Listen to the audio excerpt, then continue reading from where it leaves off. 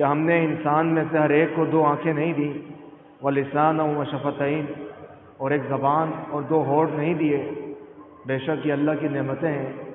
یہ اللہ رب العالمین قرآن میں بتا رہا ہے کہ انسانوں، میری یہ نعمتیں تم پر ہیں، تم ان کا شکر ادا کرو اور ان کی قدر کرو، ورنہ دیکھو ان لوگوں کو کہ جو اللہ کے بندے ہیں اور نابینا پیدا ہوئے، وہ لوگ بھی اللہ ہی کی مخلوق ہیں۔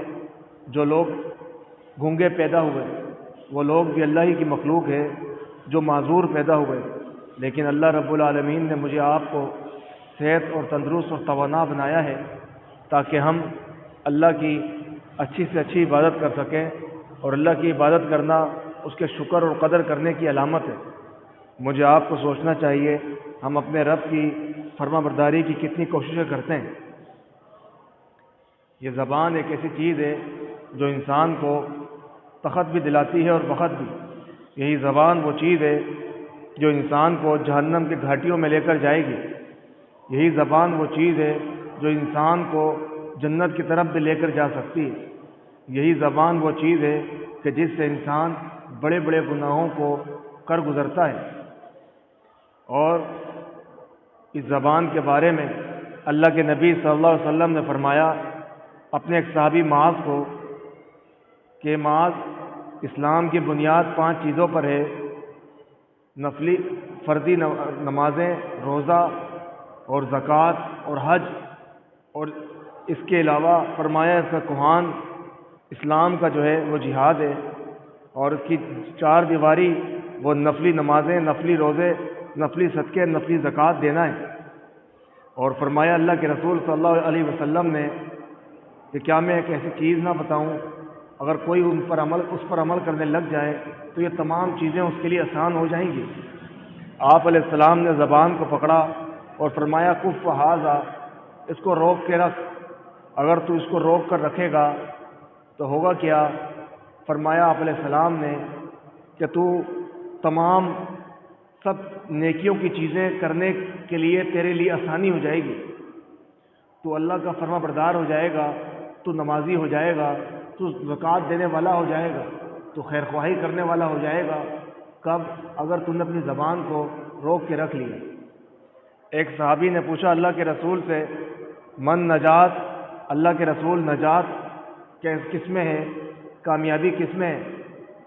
آپ علیہ السلام نے فرمایا کہ امسک علیک لسانک، اپنی زبان کو روک کے رکھ، وابکی علی خطیئتک، اور اپنے گناہوں پر رو، اور اپنے آپ کو گھر میں روک کے رکھ۔ اگر کوئی شخص اپنی زبان کو روک کے رکھتا ہے تو یقیناً اس کے لیے کامیابی ہے۔ اور اسی طرح ایک اور حدیث میں آتا ہے، ترمذی کی حدیث ہے، اللہ کے رسول نے فرمایا اذا اصبح ابن آدم، جب بھی کوئی انسان مرد یا عورت صبح کرتا ہے، فإن الأعضاء كلها تكفر اللسان، تو اس کے تمام اعضاء زبان کے آگے عاجزی و انکساری کرتے ہیں، اور فتقول، وہ تمام اعضاء کہتے ہیں اتق اللہ فینا فإنما نحن بک، اللہ سے ڈرتے رہنا ہمارے بارے میں کیونکہ ہم تیرے ساتھ ہیں۔ فإن استقمت استقمنا، اگر تو صحیح اور سیدھی چلی تو ہم بھی سیدھے اور صحیح چلیں گے۔ وإن اعوجت اعوجنا، اور اگر تو ٹیڑھی ہو گئی اور تو نے غلط راستہ اپنایا زبان نے، تو یقیناً پورا انسان کا جسم اسی طرف جائے گا اور غلطی کی طرف جائے گا۔ تو اسی لیے یہ زبان وہ چیز ہے جو انسان کے پورے وجود کو سچائی کی طرف بھی لگا سکتی ہے اور برائی کی طرف بھی لگا سکتی ہے۔ اسی زبان سے انسان ایک جھوٹ کو سچ ثابت کرنے کے لیے بے شمار جھوٹ پہ جھوٹ بولتا رہتا ہے اور اپنے رب سے بھی دور ہوتا رہتا ہے اور رب کی ناراضگی کو بھی حاصل کرتا ہے۔ اگر ایک انسان سچ کی طرف گامزن ہوتا ہے اور سچ کو پکڑتا ہے تو یہ اس کے لیے خیر کی علامت ہے۔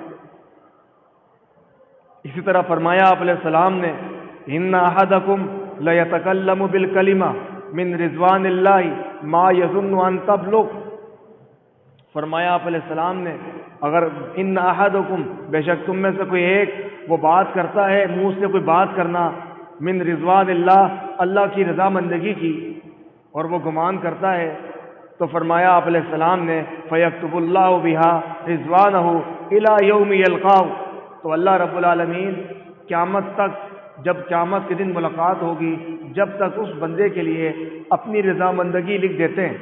وَإِنَّ أَحَدَكُمْ لَيَتَكَلَّمُ بِالْكَلِمَةِ مِنْ سَخَطِ اللَّهِ، اور بے شک تم میں سے کوئی ایک وہ بات کرتا ہے، ایسی بات کرنا کہ جس سے اللہ رب العالمین ناراض ہو جاتا ہے، اور پھر فَيَكْتُبُ اللَّهُ عَلَيْهِ بِهِ سَخَطِهِ إِلَى يَوْمِ يَلْقَاهُ، تو پھر اللہ رب العالمین اس بندے کے ایک جملے کی وجہ سے جو اس نے منہ سے نکالا ہوتا ہے کلمہ، اس کلمے کی وجہ سے اللہ ناراض ہو جاتا ہے، اور اس کی ناراضگی اللہ کی قیامت کے دن تک ہوتی ہے۔ یہ بخاری کی صحیح ترین حدیث ہے، 6470 حدیث نمبر ہے۔ تو اسی لیے انسان کو چاہیے کہ وہ اپنی زبان کو ہر طرف شروع نہ ہو جائے، کیونکہ ایک مومن، ایک مسلمان بے مہارا اونٹ کی طرح نہیں ہوتا، اس نے اپنے اللہ کی مرضی کے مطابق ہی سب کام کرنے ہوتے ہیں۔ اللہ کے نبی نے فرمایا المؤمن کالمنقلہ، مومن جو ہے وہ ایک اس اونٹ کی طرح ہے کہ جس کے مالک نے ناک میں نکیل ڈالی ہو، اور جس طرح مالک جس اونٹ کے ناک میں نکیل ہو، اس کو مالک جہاں چاہے وہ اٹھا کر لے جائے، اس کو چاہے تو بٹھائے، چاہے تو کھڑا کرے، چاہے تو لے کر جائے، چاہے تو کھلائے۔ اسی طریقے سے ایک مومن انسان، اس کی مثال ایک اس اونٹ کی طرح اللہ کے رسول نے بتائی ہے کہ ایک انسان، اس کا کام یہی ہونا چاہیے کہ وہ اللہ کی رضا کے مطابق ہی قدم اٹھائے، اللہ کی رضا کے مطابق ہی کوئی بات بولے، یہ نہیں کہ اپنی مرضی، اپنی خواہشات کے مطابق جو جی چاہے وہ انسان بولتا رہے اور کرتا رہے، ایسا نہیں۔ اسی طرح فرمایا آپ علیہ السلام نے ایک انسان وہ نیکیوں والے عمل کرتا ہے، وہ جنت میں ایک بالش جانے میں قریب ہے، لیکن وہ ایک ایسا کلمہ کہتا ہے کہ جس کی وجہ سے اللہ کی ناراضگی اس کے لیے لکھ دی جاتی ہے، اور وہ جہنم کا حقدار ہو جاتا ہے۔ تو اسی لیے اللہ کی عافیت ہمیشہ مجھے آپ کو مانگتے رہنی چاہیے۔ سچائی اتنی عظیم چیز ہے، اللہ کے رسول نے فرمایا کہ یہ سچ بولنا انسان کو جنت کی طرف لے کے جاتا ہے۔ صحیح ترین حدیث ہے، فرمایا آپ علیہ السلام نے علیکم بالصدق، تم سچائی کو لازم پکڑو، فإن الصدق یہدی الی البر، جو انسان سچا ہوتا ہے تو وہ نیکی کی طرف ہوتا ہے۔ فرمایا فإن الصدق یہدی الی البر، سچائی انسان کو نیکی کی طرف رہنمائی کرتی ہے۔ وإن البر یہدی الی الجنہ، اور نیکی انسان کو جنت کی طرف ہدایت اور رہنمائی کرتی ہے۔ وما یزال الرجل یصدق، اور انسان ہمیشہ سچ بولتا رہتا ہے، ویتحری الصدق، اور وہ سچ پہ ڈٹا رہتا ہے، حتی یکتب عند اللہ صدیقا، یہاں تک کہ وہ اللہ کے نزدیک سچا لکھ دیا جاتا ہے۔ وإیاکم والکذب، اور جھوٹ سے بچتے رہو، فإن الکذب یہدی الی الفجور، بس بے شک جھوٹ جو ہے وہ انسان کو فسق و فجور اور گناہوں کی طرف لے کے جاتا ہے۔ وَإِنَّ الْفُجُورَ يَهْدِي إِلَى النَّارِ، اور جو فجور ہے، فسق و فجور، یہ انسان کو جہنم کی طرف لے کر جاتا ہے۔ وَمَا يَزَالُ الرَّجُلُ يَكْذِبُ وَيَتَحَرَّى الْكِذْبَ، اور انسان ہمیشہ جھوٹ بولتا ہے اور جھوٹ پر ڈٹا رہتا ہے، حَتَّى يَكْتُبُ عِندَ اللَّهِ كَذَّابًا، یہاں تک کہ وہ اللہ کے نزدیک جھوٹا لکھ دیا جاتا ہے۔ یہ صحیح مسلم کی حدیث نمبر 2607 حدیث نمبر ہے۔ آپ علیہ السلام نے فرمایا ہر انسان گناہ کرتا ہے، ہر انسان سے غلطی ہوتی ہے، بہترین گناہ گار کون ہے؟ جو اپنی غلطی پر معافی مانگے، اپنے رب کے آگے جھک جائے۔ اللہ رب العالمین ایسے بندے سے بڑی محبت اور پیار کرتے ہیں۔ آپ علیہ السلام نے فرمایا ایک مومن انسان چوری تو کر سکتا ہے، وہ زنا تو کر سکتا ہے، وہ شراب تو پی سکتا ہے، لیکن وہ جھوٹ نہیں بول سکتا۔ ایک صحابی آیا اللہ کے رسول کے پاس، کہنے لگا اللہ کے رسول، میرے اندر بہت سارے گناہ ہیں، مجھے کوئی ایک ایسا کام بتا دیں میں وہ کام کروں تاکہ میں اتنے سارے گناہ نہیں چھوڑ سکتا، کوئی ایک گناہ بتائیں جو میں چھوڑ دوں۔ آپ علیہ السلام نے فرمایا تو جھوٹ بولنا چھوڑ دو۔ جب اس نے جھوٹ بولنا چھوڑا تو اس کی وجہ سے وہ اس کے تمام گناہ اس سے دور ہو گئے۔ چوری کرنے لگا تو دل میں آیا، اللہ کے رسول نے پوچھا تو میں کیا کہوں گا، میں نے چوری نہیں کی، تو چوری چھوٹ گئی۔ اسی طرح نمازوں کی چوری، اسی طرح ہر گناہ جو کرتا تھا وہ اس سے دور ہوتا گیا۔ تو یہ زبان ایک ایسی چیز ہے جو انسان کو جنت کے راستوں کی طرف لے کر جاتی ہے۔ نبی کریم صلی اللہ علیہ وسلم نے فرمایا، آیت المنافق ثلاث، منافق کی 3 نشانیاں ہیں۔ اذا حدث کذبا، جب بھی وہ بات کرتا ہے تو وہ جھوٹ بولتا ہے۔ واذا وعد اخلف، اور جب بھی وعدہ کیا جاتا ہے تو فرمایا وہ وعدے میں وعدہ خلافی کرتا ہے۔ واذا اؤتمن خان، اور جب بھی اس کو امانت دی جاتی ہے وہ خیانت کرتا ہے۔ یہ منافق کی علامت ہے، اور یہ نفاق اگر انسان میں، نبی کریم فرماتے ہیں جس میں یہ تینوں خصلتیں ہوں وہ پکا منافق ہے۔ مجھے آپ کو محاسبہ کرنا چاہیے کہ میں اور آپ سچائی کے اوپر کتنا گامزن ہوتے ہیں۔ اگر میں اور آپ اپنے گھر میں آدھا سچ بولنے کی بتائیں گے تو یقیناً میرے بچے بھی سچ کی طرف گامزن ہوں گے۔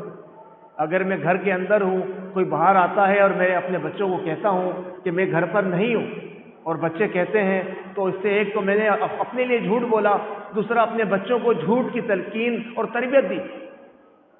اور نبی کریم فرماتے ہیں انسان کے مرنے کے بعد اجر ملتا ہے اس اولاد کا جو نیک ہو، جس کو آپ نیکی کی طرف لے کر جاؤ۔ اور جب میں اپنے بچوں کو سامنے جھوٹ بولتا ہوں تو میرے مرنے کے بعد بھی وہ جھوٹ کی طرف گامزن ہوتے ہیں، تو سوچیں اس کا عذاب مجھے آپ کو مرنے کے بعد بھی ملے گا۔ اس لیے حاسبوا قبل ان تحاسبوا، مجھے آپ کو محاسبہ کرنا چاہیے پہلے اس کے کہ وہ محاسبے کے دن جو قیامت کا دن ہے وہ نہ آ جائے۔ اسی طریقے سے زبان سے جھوٹ بولنا ایک جھوٹ ہے جو دنیا میں انسان آپس میں کہتا ہے، اور سب سے بڑا جھوٹ کون سا جھوٹ ہے؟ فرمایا آپ علیہ السلام نے، ان کذبا علی لیس ککذبی علی احد، تم میں سے کوئی ایک اگر آپس میں جھوٹ بولتا ہے تو وہ جھوٹ بولنا اتنا بڑا جھوٹ نہیں ہے کہ جتنا بڑا جھوٹ وہ جھوٹ ہے جو اللہ کے رسول محمد رسول اللہ صلی اللہ علیہ وسلم کی طرف منسوب کر دیا جائے۔ جس شخص نے اللہ کے نبی کی طرف کوئی جھوٹی بات منسوب کی اور وہ اللہ کے رسول نے نہیں بولی تو یقیناً اس نے بہت بڑا جھوٹ بولا ہے۔ اور فرمایا من کذب علی متعمدا فلیتبوا مقعدہ من النار، یہ صحیح مسلم کی حدیث نمبر 4 ہے۔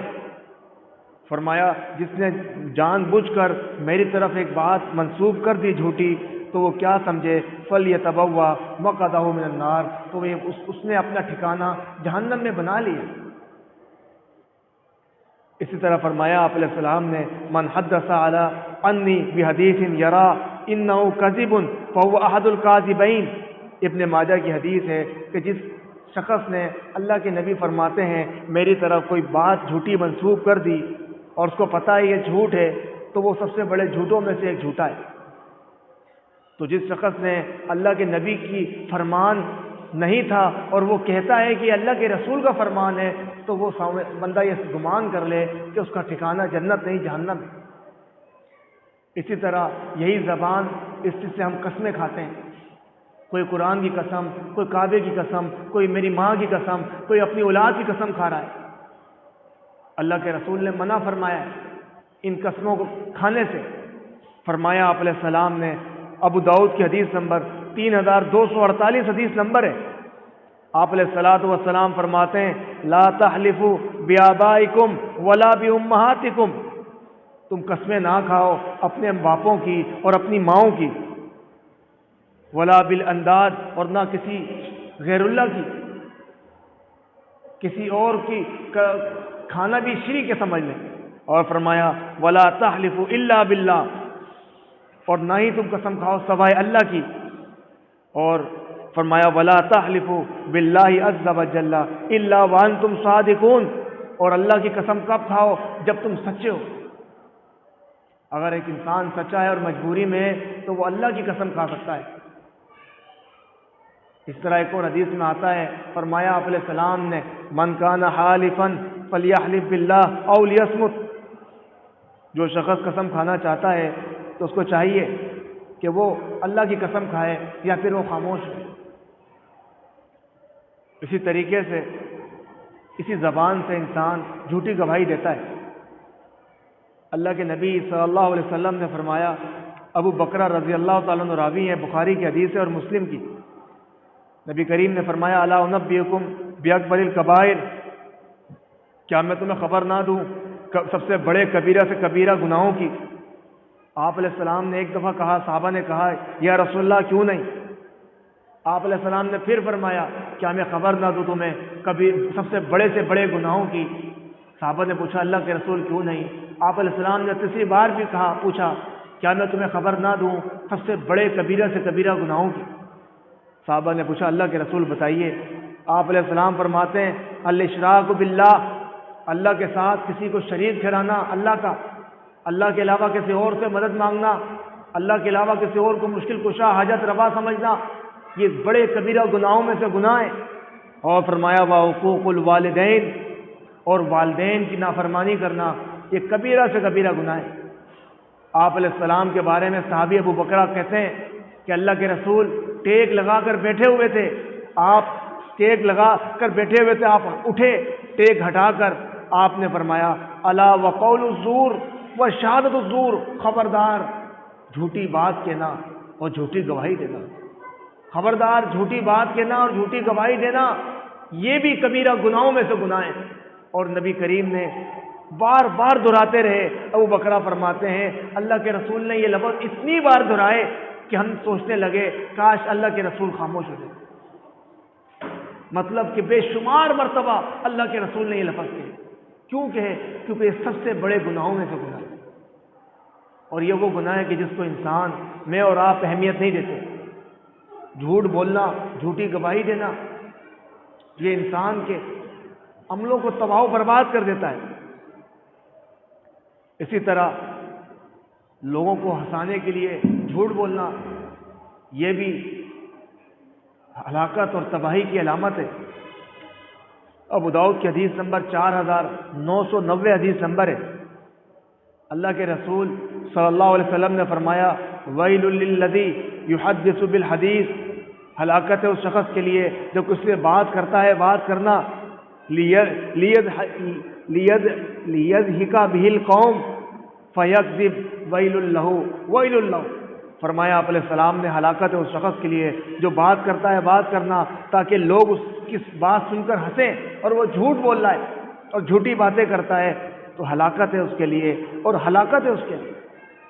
تو یہی زبان ہے کہ جس سے انسان جھوٹی گواہی دیتا ہے، لوگوں کو ہنسانے کے لیے جھوٹ بولتا ہے اور جھوٹی قسمیں کھاتا ہے. اپنے ماں باپ کی قسمیں کھاتا ہے، کعبہ کی قسم کھا رہا ہے، اولاد کی قسم کھا رہا ہے. یہ اللہ کے رسول صلی اللہ علیہ وسلم نے منع فرمایا. اسی طرح اسی زبان سے انسان چغل خوری کرتا ہے، اسی زبان سے انسان لوگوں کی خامیوں کو ان کے پیٹھ پیچھے بیان کرتا ہے. نبی کریم نے فرمایا الغیبۃ والنمیمہ، چغل خوری اور غیبت کرنا یہ انسان کے ایمان کو کاٹ دیتا ہے. کما یحتن الراعی الشجرہ، کہ جیسے ایک لکڑی کاٹنے والا درخت کو کاٹتا ہے. فرمایا اسی طریقے سے انسان اپنے ہی ایمان کو کاٹ دیتا ہے جب وہ اپنے مسلمان بھائی کی غیبت برائی کو اس کے پیٹھ پیچھے بیان کرے یا اس کی چغل خوری کرے آپس میں لڑانے کے لیے. اسی طرح صحابہ نے پوچھا اللہ کے رسول نے اتدرون مل غیبہ، اللہ کے رسول پوچھتے ہیں صحابہ سے کیا تم جانتے ہو غیبت کیا ہے؟ صحابہ نے کہا اللہ و رسول عالم، اللہ اس کا رسول زیادہ جانتا ہے. آپ علیہ السلام نے فرمایا ذکر کا اخاک بما یکرہ، اپنے بھائی کی وہ برائی جو اس میں ہو اور آپ بیان کرو اس کے پیٹھ پیچھے، تو یہ غیبت ہے. اور فرمایا وَإِن كَانَ فِيهِ مَا تَقُولُ فَقَدِ اغْتَبْتَهُ، اگر جو تم کہہ رہے ہو اور وہ اس میں ہے تو یقیناً آپ نے غیبت کی ہے۔ وَإِن لَمْ يَكُنْ فِيهِ فَقَدْ بَهَتَّ، اور فرمایا اور اگر وہ چیز اس میں نہیں ہے اور آپ بیان کر رہے ہیں تو آپ نے اس پر بہتان لگایا ہے، الزام لگایا ہے کہ جس کی نیکی انسان کو دینی پڑے گی قیامت کے دن۔ اسی طرح اللہ قرآن میں فرماتے ہیں کیا چیز، لا یغتب بعضکم بعضا، تم میں سے بعض کی آپس میں غیبت نہ کرے، برائیوں کو پیٹھ پیچھے بیان نہ کرے۔ ایحب احدکم ان یاکل لحم اخیہ میتا، کیا تم میں سے کوئی بندہ یہ بات پسند کرتا ہے کہ وہ اپنے مرے ہوئے بھائی کا گوشت کھائے؟ تو جب مرے ہوئے بھائی کا گوشت کھانے سے فکرہتموہ، تم ناپسند سمجھتے ہو، تو واتقوا اللہ، تم اللہ سے ڈرو کہ اتنا بڑا گناہ ہے ایک مسلمان کی برائیوں کو اس کے پیٹھ پیچھے بیان کرنا۔ اسی طرح ابو داؤد کی حدیث ہے، اللہ کے رسول صلی اللہ علیہ وسلم فرماتے ہیں معراج کے موقع پر جب میں گیا تو میں نے وہاں دیکھا لوگوں کو کہ ان کے تانبے کے ناخن تھے اور اس سے وہ اپنے چہروں کو اور اپنے سینوں کو نوچ رہے تھے۔ اللہ کے رسول فرماتے ہیں میں نے جبریل سے پوچھا یہ کون لوگ ہیں؟ تو فرمایا جبریل علیہ السلام نے ہؤلاء الذین یأکلون لحوم الناس، یہ وہ لوگ ہیں جو لوگوں کے گوشت کھاتے تھے، اور ویقصون فی اعراضہم، ان کے پیٹھ پیچھے ان کی برائیاں کرتے تھے۔ تو یہ وہ عمل ہے کہ جس سے انسان دنیا میں بھی رسوائی ہے اور آخرت میں بھی اس کے لیے رسوائی ہوگی۔ اور مجھے آپ کو چاہیے کہ ان چیزوں سے بچیں۔ اللہ کے رسول فرماتے ہیں الکیس من دان نفسہ وعمل لما بعد الموت، عقل مند شخص وہی ہے جو اپنے نفس اپنے وقت کو قیمتی جانتا ہے اور مرنے کے بعد کے لیے عمل کرتا ہے۔ اور فرمایا بیوقوف وہ شخص ہے کہ من اتبع نفسہ ہواہ وتتمنى علی اللہ، کہ جو اپنی خواہشات کے پیچھے چلتا ہے اور اللہ پہ امید اچھی رکھتا ہے کہ اللہ بخش دے گا، تو یہ بیوقوفی کی علامت ہے۔